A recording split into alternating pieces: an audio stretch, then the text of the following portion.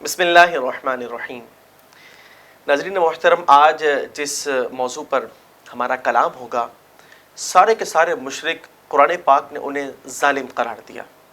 یاد رکھیے کہ عرف میں یہ بات مشہور ہے کہ جو شخص کسی کے ساتھ زیادتی کرتا ہے وہ ظالم کہلاتا ہے، لیکن یاد رکھیے کہ سب سے بدترین ظالم وہ ہے جنہیں اللہ نے اپنے پاک کلام میں ظالم قرار دیا، یعنی وہ لوگ جو کسی بھی اعتبار سے اللہ تعالیٰ کی ذات اور اس کی کامل صفات کے اندر شرک کا ارتکاب کرتے ہیں۔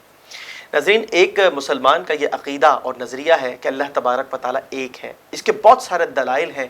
آج آیت نمبر 10 اور 11 سورہ لقمان کی، اس کے اندر بھی نہایت خوبصورتی کے ساتھ دلائل کو بیان کیا گیا۔ آیت نمبر 10 کے اندر 5 دلائل کا تذکرہ ہے۔ ارشاد باری تعالیٰ ہے، خلق السماوات بغیر عمد ترونہا، اس نے آسمانوں کو پیدا کیا بغیر کسی ستون کے جنہیں تم دیکھتے ہو۔ دوسرا، وَأَلْقَى فِي الْأَرْضِ رَوَاسِيَ أَن تَمِيدَ بِكُمْ، اور اس نے زمین میں لنگر ڈال دیے تاکہ وہ تمہارے ساتھ ہلتی نہ رہے۔ وَبَثَّ فِيهَا مِن كُلِّ دَابَّةٍ، اور اس زمین میں ہر طرح کے جانوروں کو پھیلایا۔ وَأَنزَلْنَا مِنَ السَّمَاءِ مَاءً، اور اس نے آسمان سے پانی برسایا۔ فَأَنبَتْنَا فِيهَا مِن كُلِّ زَوْجٍ كَرِيمٍ، پھر ہر نفیس جوڑے کو اس زمین میں اگایا۔ ناظرین، یہ 5 جو دلائل ہیں، سب سے پہلے فرمایا کہ آسمانوں کو اللہ تبارک و تعالی نے بغیر ستون کے پیدا فرمایا جنہیں تم دیکھتے ہو۔ مفسرین نے اس کے 2 معنی بیان فرمائے۔ ایک تو یہ ہے کہ اللہ تعالیٰ نے آسمانوں کی جو تخلیق کی ہے، 7 آسمان بنائے پیدر پہ، ان 7 آسمانوں کے نیچے کوئی پلر نہیں ہے، کوئی اس کے نیچے بنیاد نہیں ہے۔ وہ آسمان جگمگاتے ستاروں کے ساتھ جو ہے، اپنی بلندیوں کے ساتھ، اپنی مضبوطی کے ساتھ جو ہے وہ قائم و دائم ہے۔ اور دوسرا معنی یہ بیان فرمایا کہ اللہ تبارک و تعالیٰ نے ستون تو بنائے ہیں، لیکن وہ ایسے نہیں ہیں جو تمہیں نظر آئیں، یعنی تم انہیں دیکھ نہیں سکتے۔ امام فخر الدین رازی بہت ہی مشہور مفسر ہیں، تفسیر کبیر آپ کی مایناز تفسیر ہے، فرماتے ہیں ان دونوں معانی کو بیان کرنے کے بعد، فَهِيَ قُدْرَةُ اللَّهِ وَإِرَادَتُهُ، یہ اللہ کی قدرت اور اس کا ارادہ ہے۔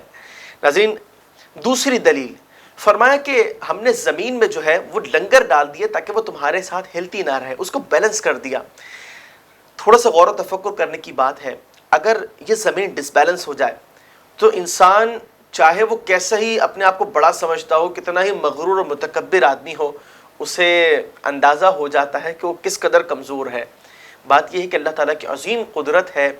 یہ دلیل ہے اس بات کے اوپر کہ وہ خالق کائنات تنہا ہے کہ جس نے یہ نظام بنایا اور اس نظام کے اندر کوئی ترمیم نہ رکھی، اور یہ نظام کا جو تسلسل ہے وہ اس بات پر دلیل ہے کہ ایک خدا ہے۔ اگر ایک سے زائد ہوتے تو پھر یہ پلان چینج ہوتے رہتے، لیکن ناظرین، انسان جو ہے بڑے سکون کے ساتھ اس زمین پر گھر بناتا ہے، اپنا بسیرا رکھتا ہے، اور وہ ریلیکس ہے اس لیے کہ زمین بیلنس میں ہے۔ اگر یہ ڈس بیلنس ہوتی رہتی تو انسان کبھی ادھر جاتے اور کبھی ادھر جاتے۔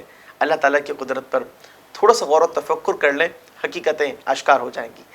پھر اس کے بعد تیسری دلیل یہ بیان فرمایا کہ وَبَثَّ فِيهَا مِن كُلِّ دَابَّةٍ، یہ جو زمین ہے اس کے اندر اللہ تعالیٰ نے مختلف قسم کے جانوروں کو پھیلایا۔ ناظرین، کیا خوبصورتیاں ان جانوروں کو عطا کی گئیں۔ کچھ تو ایسے ہیں اتنے دل فریب ہوتے ہیں کہ دیکھنے کے بعد انسان کی کیفیات بدل جاتی ہیں، خوش ہو جاتا ہے انسان۔ کچھ پرندوں کی آوازیں ہیں، کچھ کی جسامت ہے، انسان کے دل کو خوش کرنے کے لیے وہ کافی ہوتی ہیں۔ اور کچھ ایسے بھی رکھے کہ انسان اپنے آپ کو بہت بڑا نہ سمجھنے لگے کہ وہ ان کے نام سے بھی تھر تھراتا ہے اور اس کے تصور سے بھی کانپتا ہے۔ کچھ ایسے جانور رکھے کہ جن سے انسان خوف کھاتا ہے۔ اسی طریقے سے کچھ ایسے ہیں کہ جسم تو بڑا ہوتا ہے لیکن اس کے باوجود انسان ان سے فائدہ اٹھاتا ہے، اور کچھ ایسے ہوتے ہیں چھوٹے سے جسم کا مالک لیکن ایک مچھر جو ہے انسان کو تڑپا کے رکھ دیتا ہے۔ انسان کو اپنی اوقات پتہ چل جائے کہ اگر وہ زندہ ہے، وہ جی رہا ہے، وہ اپنی لائف کو انجوائے کر رہا ہے اللہ کی قدرت اور اس کے ارادے کی وجہ سے، ورنہ وہ چاہے تو ایک مچھر سے بھی انسان کو تڑپا کے رکھ دے۔ پھر اس کے بعد چوتھی قدرت کا بیان ہوا، وَأَنزَلْنَا مِنَ السَّمَاءِ مَاءً، اللہ وہی ہے جس نے آسمانوں سے پانی برسایا۔ کون ہے جس کے اندر یہ طاقت ہے کہ وہ ایک قطرہ بھی برسا سکے۔ ناظرین اس بارش کی خوبصورتی کو دیکھیے اور اس نظام کو دیکھیے کہ کیا اللہ تبارک و تعالیٰ نے قدرت کا نظام رکھا کہ جب چاہتا ہے، جہاں چاہتا ہے، جتنی مقدار میں چاہتا ہے بارش برساتا ہے، اور جہاں نہیں چاہتا تو زمین بنجر رہ جاتی ہے۔ یہ اسی کی قدرت اور اسی کا نظام ہے۔ پانچویں جو قدرت پر عظیم دلیل ہے، فرمایا کہ جو آسمان سے پانی برسایا ہے، اس پانی کے ساتھ جو ہے ہم نے نفیس جوڑوں کو اگایا۔ ناظرین یہ جو جوڑے اگتے ہیں، گھاس پھوس ہو گئی، درخت ہو گئے، یہ سارے کے سارے جوڑے ہوتے ہیں، ان میں نر بھی ہوتے ہیں، مادہ بھی ہوتے ہیں۔ قرآن پاک تو 1450 سال پہلے اس بات کو واضح فرماتا ہے۔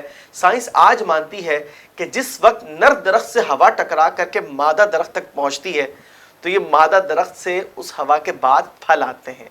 تو ناظرین کیا نظام ہے رب کا کہ ان درختوں کے اندر بھی جوڑے بنائے، اور کیا ان کا سلسلہ رکھا کہ اگر مادہ درخت نے پھل دینے ہیں تو اس نظام کے تحت دینے ہیں۔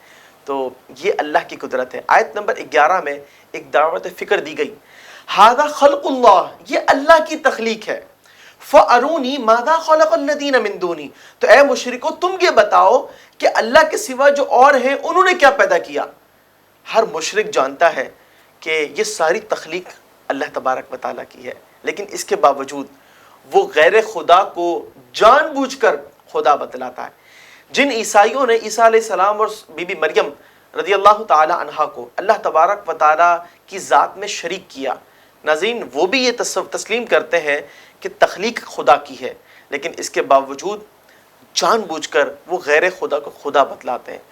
یہودی جو ہیں عزیر علیہ السلام کو انہوں نے اللہ کا بیٹا قرار دیا، اور اللہ کی ذات میں اس طرح انہوں نے شرک کا ارتکاب کیا۔ وہ بھی جانتے ہیں کہ تخلیق ساری اللہ کی ہے، نظام سارا اسی کا ہے، لیکن اس کے باوجود انہوں نے غیر خدا کو جان بوجھ کر خدا قرار دیا۔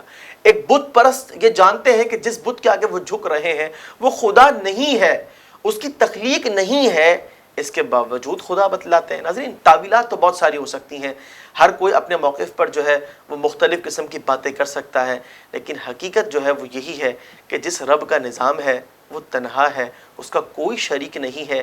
دلائل بالکل واضح ہیں۔ اگر کوئی شریک ہوتا تو یہ نظام ایسے نہ چلتا، کبھی نظام کچھ ہوتا اور کبھی کچھ ہوتا۔ اس نظام کا تسلسل یہ بتاتا ہے، اس نظام کی خوبصورتی یہ بتاتی ہے، اس کی پرفیکشن یہ بتاتی ہے کہ وہ ذات تنہا ہے جس کا نظام تنہا ہے۔ ناظرین خلاصہ کلام یہ ہے کہ توحید کا جو نور ہے وہ کیسا نور ہے کہ جو موحدین ہوتے ہیں ان کے دلوں کے اندر جو توحید کی شمع جل رہی ہوتی ہے، چاہے ان کے اعمال برے ہی صحیح، لیکن یہ جو اجالا ہے، یہ جو روشنی ہے، یہ ان تاریکیوں کو بالآخر ختم کر دیتی ہے۔ اور اسی طریقے سے جو مشرکین کے دلوں میں شرک کی جو آگ ہے، چاہے مشرک بظاہر کتنے ہی اچھے کیوں نہ ہوں، یہود و نصارہ کے اعمال کیسے ہی کیوں نہ ہوں، لیکن یاد رکھیے کہ ان کے شرک کی جو آگ ہے وہ ہر طرح کی نیکی کو، اچھائی کو، بھلائی کو جلا کر خاک کر دیتی ہے، اور بالآخر ان کا ٹھکانہ جہنم ہے۔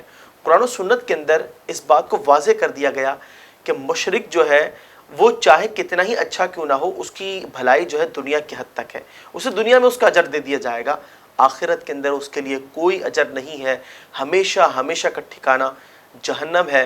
فرمایا بل الظالمون فی ضلال مبین، بلکہ ظالمین جو ہیں وہ کھلی گمراہی کے اندر ہیں۔ یاد رکھیے کہ کفار بالآخر ہیں بدنصیب کہ آخرت کا انجام ان کا نہایت عبرتناک ہے۔ اللہ تعالیٰ سے ہم طلب کرتے ہیں کہ رب کریم ہمارے ایمان کو سلامت رکھے، عقیدہ توحید پر ہمیں بھی اور ہماری نسلوں کو ہمیشہ استقامت عطا فرمائے، اسی پر زندگی اور اسی پر مرتبہ شہادت سے سرفراز فرمائے۔ خلق السحاب وخلق الماء خلق الشمس في الفضاء سبحان خالق الحياة